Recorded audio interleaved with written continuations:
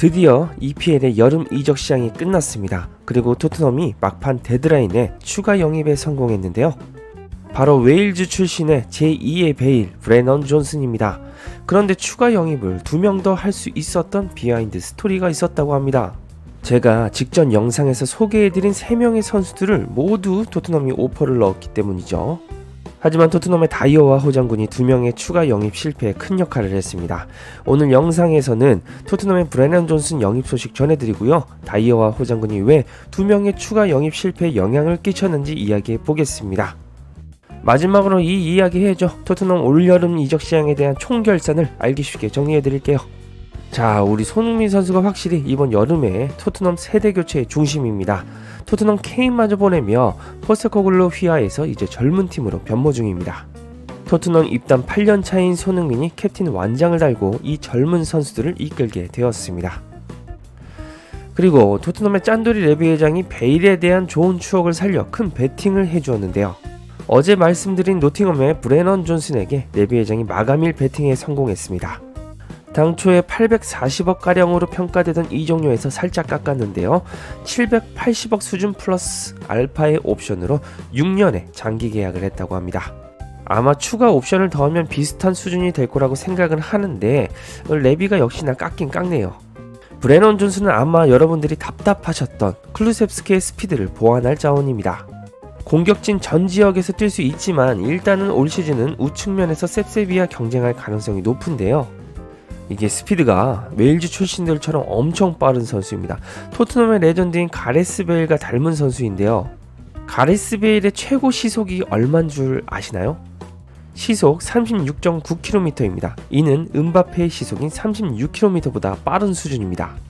그런데 브레넌 존슨은 무려 지난 시즌 최고 시속이 36.7km입니다. 일단 시속만 따지면 음바페보다 빠르고 가레스 베일과 준하는 속도입니다. 일단 역습에서 시원한 침투 하나는 재밌게 관전하실 수 있는데요. 우리 손흥민 선수의 시속은 34.4km입니다. 손흥민 선수와 브레넌 존슨이 함께 뛰면 상대팀은 스피드에 녹아버리겠네요. 게다가 나이가 22세로 레비 회장이 딱 좋아하는 재능 있는 어린 선수죠. 다만 이 현재의 포텐이 터진다는 가정하에 비싸게 대팔 수 있는 가능성도 있습니다. 레비가 이래서 어린 선수들을 좋아하는 거예요. 일각에서는 이렇게 빠르고 민첩성이 뛰어난 브레넌 존슨이 히샬리송을 대체하는 것이 아니냐는 의견도 있습니다. 물론 원톱으로 포스테코글루 감독이 활용할 수도 있습니다. 윙어 출신인 후루아시도 원톱으로 변경시켜서 득점왕을 만든 게 포스테코글루이기 때문인데요. 하지만 현재 브레넌 존슨만큼 충분히 빠른가 더불어 풍부한 경험과 세계적인 골 결정력을 지닌 손흥민의 원톱 변경이 1순위입니다. 아마도 브레넌 존슨의 영입으로 긴장감을 느끼는 것은 히샬리송일 겁니다. 손흥민이든 존슨이든 언제든 원톱 기용이 가능하기 때문에 히샬리송도 케인이 나갔다고 자신이 원톱 붙박이라는 생각은 버려야겠죠. 또한 페리시치야 이제 1년 뛰고 나가겠지만 셉세비도 솔로몬 그리고 존슨의 존재로 주전을 안심할 수 없게 되었습니다. 페리시치는 내년에 없다고 생각하면 되기 때문에 브레넌 존슨은 공격진 뎁스를 높여주기 위한 선택이었다고 봅니다. 오늘 번리전에서 브레넌 존슨의 플레이를 보고 싶지만 명단 제출이 완료된 상태라 출전은 불투명하다고 하네요.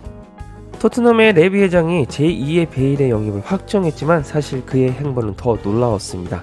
2명의 추가 영입을 해주려고 했다는 소식이 전해졌기 때문인데요. 확실히 레비 회장이 포스테코글루 감독을 밀어주려고 했다는 게 느껴집니다. 그러나 다이어가 또 문제였습니다. 제가 어제 본머스의 센터백 로이드 켈리에 대한 영입 가능성을 이야기해 드렸습니다. 그리고 실제로 토트넘은 켈리를 노렸고 오퍼를 넣었습니다.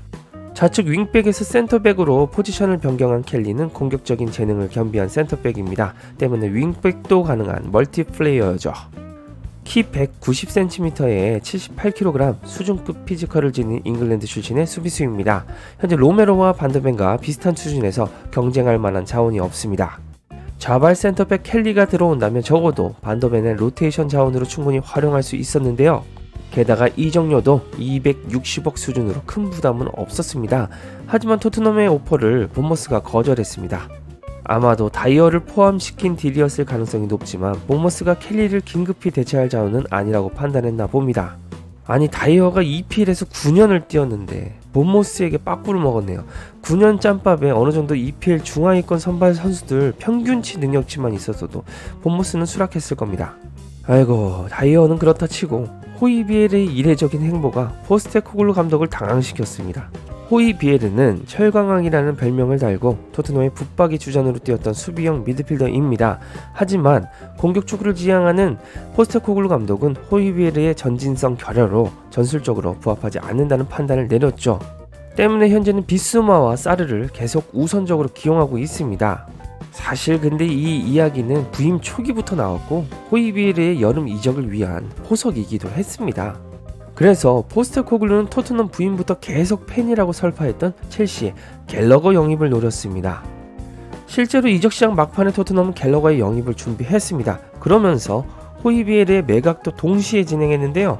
원하는 팀들은 있었습니다. 일단 풀럼이 호이비에르에게 360억의 이적료로 괜찮은 제안을 넣었습니다. 이에 토트넘은 수락할 의사가 있었죠. 하지만 호이비에르가 풀럼 이적을 거절했습니다.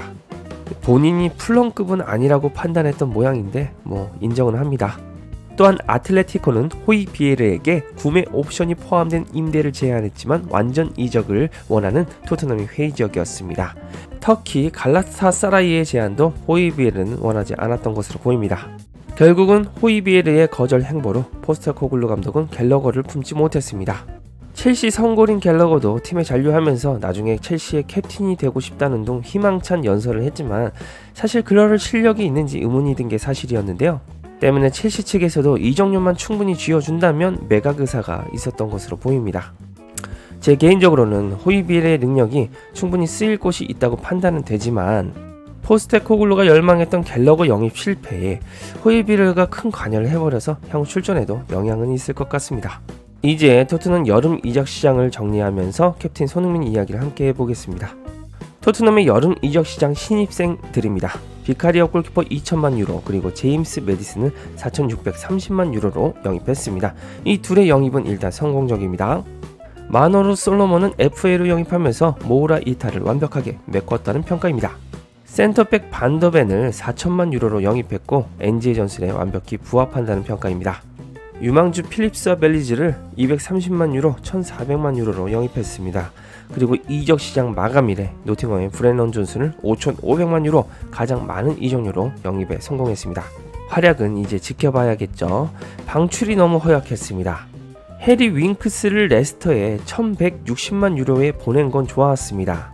메디슨을 더 싸게 영입한 것이나 마찬가지였으니까요. 조 로든을 리즈로 임대를 보냈는데 완전 이적이 아쉬웠습니다. 해리케인을 미네내 보낸 건 다들 잘 아는 사실이니 이야기하지 않겠습니다. 그 외에는 유망주들인 패럿, RP 디바인, 데인 스칼렛의 임대였습니다. 잉여 자원도 임대입니다. 스펜스는 리즈로, 탕강가는 아웃국으로, 레길러는 맨유로 임대를 갔습니다. 일단 급했던 센터백과 골키퍼 그리고 창의성 있는 미드필더 영입은 높게 평가할 만합니다. 하지만 가장 급했던 추가 센터백 영입과 추가 미드필더 그리고 중앙 공격수 보강이 필요했는데 브레넌 존슨만 영입한 건 아쉬웠습니다. 게다가 아직도 운던벌레, 다빈손 산체스, 에릭 다이어, 호이비에르, 요리스 등 포스테코글루의 눈에 안 차는 선수들이 그대로 남아있습니다. 손흥민 선수가 나갈 방출 자원들 다 보내고 젊은 선수들과 함께 새롭게 시작하기를 바랬는데 아직도 그들이 남아있군요. 이제 어쩔 수 없이 데려가야 하니 오늘 열릴 번리전부터 손흥민이 한 골 때려박고 시작했으면 좋겠습니다. 푸스카스상 한 번 더 가나요? 여러분들은 토트넘의 올여름 이적 시장 어떻게 평가하시나요?